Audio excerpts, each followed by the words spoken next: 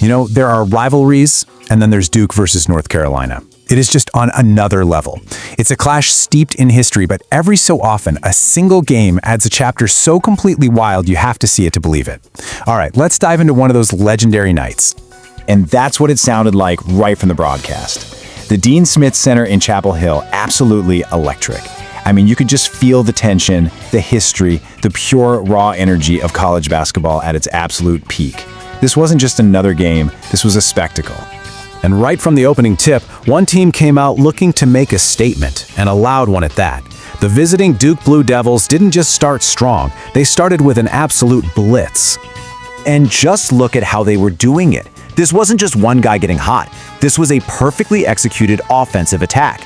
You had Dom Sarin knocking it down from the corner, Caleb Foster with a powerful drive to the rim, Caleb Wilson showing off the footwork. I mean, they were scoring from everywhere. It was a clinical approach designed to just suck the life right out of that hostile crowd. And Carolina, they had no answers. And it happened that fast. The Duke onslaught was so overwhelming that the UNC coach Hubert Davis had to call a timeout just a few minutes into the game. He had to stop the bleeding before this thing turned into a complete blowout in his own building. And the result of all that early dominance was this. Duke didn't just get a lead, they built a wall.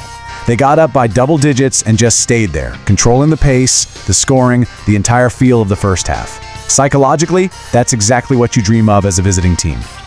So as the teams head into the locker room, the story seemed pretty much written, right? Duke looked bigger, faster, more composed. For North Carolina, coming back from this, well, it seemed pretty much impossible. But in a rivalry this intense, impossible is just a suggestion.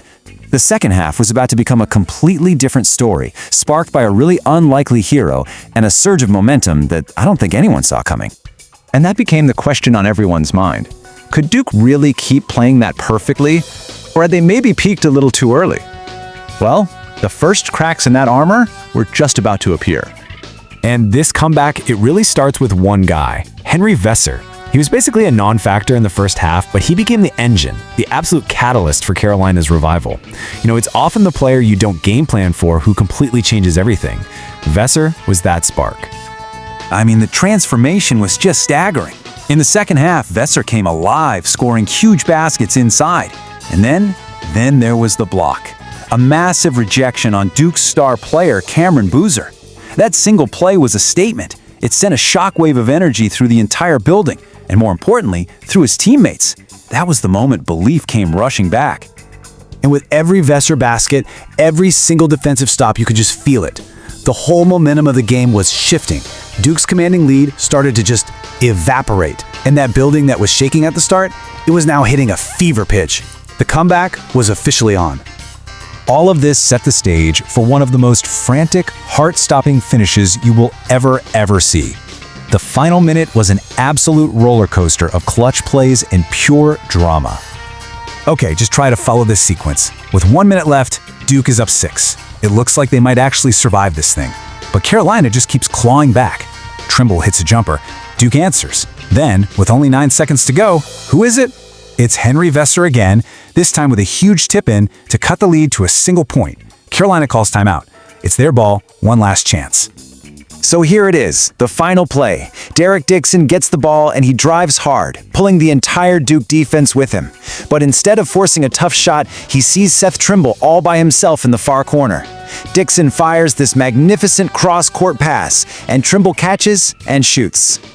It's good. The horn sounds. Carolina wins. The Smith Center absolutely erupts. Fans are pouring from the stands, just a sea of blue flooding the court to celebrate this miraculous buzzer-beating victory. The game is over. Or is it?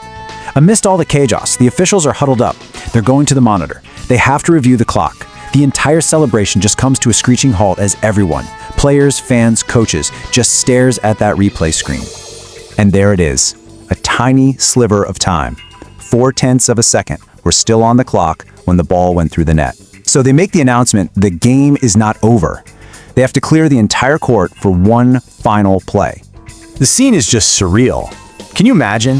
After clearing thousands of fans off the floor, Duke gets the ball for one desperate full-court heave. It's tipped, falls harmlessly away, and now it's officially over, which of course sparks a second court storming. You can't make this stuff up.